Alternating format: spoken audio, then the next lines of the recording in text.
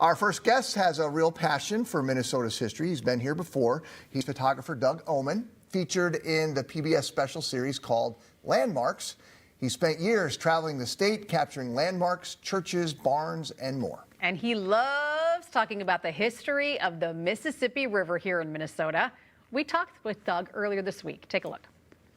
Doug, thanks for joining us today. Good to see you again. Thanks for having me on again. This is awesome. So we're talking about the Mississippi River, and before we talk about your adventures on the river, which you have had, how did the river as we know it geographically become what it is?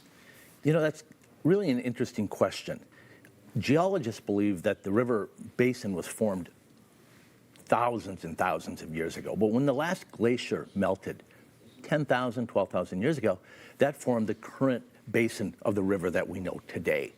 And it was a river called the River Warren. If you look back at the old geological record, that's what they call it, the River Warren. We call it the Mississippi today, but it's the same thing. And it was bigger. It's shrunk over the years.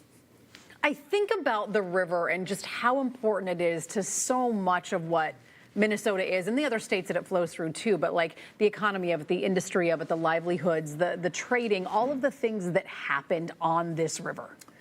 It's Minnesota's heartbeat. Yeah. It really is. And it goes back historically when the first pioneers were arriving here. And then obviously the native people were living on the river, making a life, the river was their lifeline. So you have a pretty unique firsthand experience of the Mississippi River because you went from the 700 miles? 720. 720, all of it in the state of Minnesota, and we're going to show some pictures of your adventures here. Kind of tell us what we're seeing. That's the headwaters. Yep. Yeah. We've all, well, not all, but most people that spend time in Minnesota have walked and slipped on those rocks. Yep. And when the river leaves Lake Itasca, it flows north for about 90 miles, which surprises a lot of people. It doesn't flow south to the Gulf yet. It goes north, and it goes through the wildest and most remote part of the entire Mississippi in the country for that 90 miles. Yeah, people definitely don't think of the Mississippi River as what you're seeing right here. And as the river makes its turn at Bemidji and heads down south, it changes. The topography changes. The woods, we leave the pine, we go to the hardwoods. It changes as we move along, and that's the great thing about a river. It's always changing.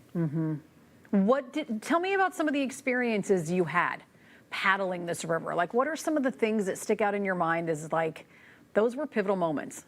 Well, if you know the history of Minnesota, it really tells that story from the logging industry into agriculture, into industries such as power dams, like at Little Falls, St. Cloud, Minneapolis, and how Minneapolis grew up with logging, and then the flour industry, and then you get to St. Paul, and it was the transportation link to the rest of the world. St. Paul was the stopping place for most of the immigrants that were coming up the river.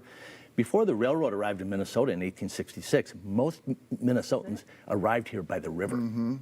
And the towns that sprouted up along the river, I mean, people built there for a reason because they had the resources right there. Well, exactly. You lived on the river because that was where the mail, that's where your goods came up the river. You wouldn't want to live, 100 miles from the river. That doesn't make sense before the railroad. So the river towns are the oldest towns in Minnesota. This may be too deep of a question, no pun intended, but is it navigable all the way along? I mean, we know we've got the falls here in the St. Anthony Falls, but could you take you did a kayak, did you have to get out or could you stay in the water the whole way? Before the lock and dams, there are some dams up in northern Minnesota that you have to portage around. Around by Bemidji, the Blanchard Dam by Royalton, St. Cloud, Sauk Rapids. Those places you have to portage around. I mean, the Blanchard Dam is the highest dam on the Mississippi, and that's by Royalton. The Coon Rapids Dam, you have to portage around it.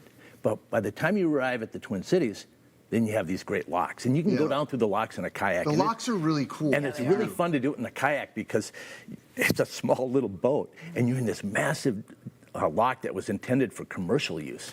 And that's kind of cool. You were commissioned to write this book, the Mississippi Headwaters Guidebook. I did the photography for it. I didn't write the book. But the book is a really good book. And the Mississippi Headwaters Board is a group out of Brainerd, and they're kind of the caretakers of the first 400 miles of the Mississippi. They're the watchdog group. The Mississippi is a much better waterway than it was, let's say, even 50 years ago. We've cleaned up the river. We control the river, and recreation is such an important part of the river today. When you were south of the Twin Cities, where the barge traffic was, Yeah, what was that like? Like kayaking along, where you've got all these giant barges going to. You got to be careful. It's Oh, I'm sure. surprisingly, they push a lot of water.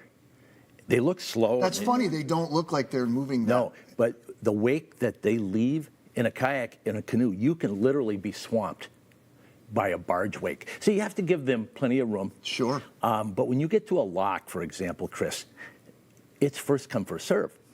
So I would race barges, because if you had to wait behind a barge, you could wait 3-4 hours, because they have to lock through each of the barges. The tow has to push them through. So you could sit there for a long time. So I wanted to get to the lock first so I could get through. And you were ticking off every one of those barge operators because they're having to wait 3 or 4 hours for your kayak Well, my to kayak go through? can go through in about a half an hour. But because every barge, they have to separate them and then reconnect them when they go through the lock.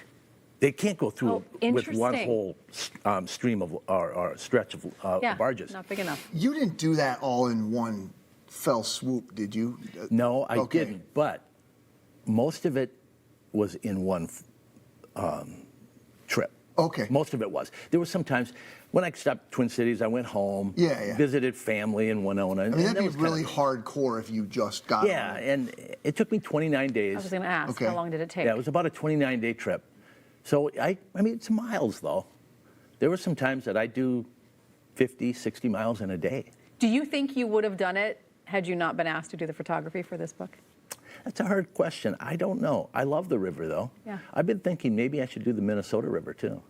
Well, we're going to have another Minnesota River show on, so we hope that maybe Could you go you could run go out do it and, for us real just quick? bang that out in the next month or so? Oh, I have July open. I could do it.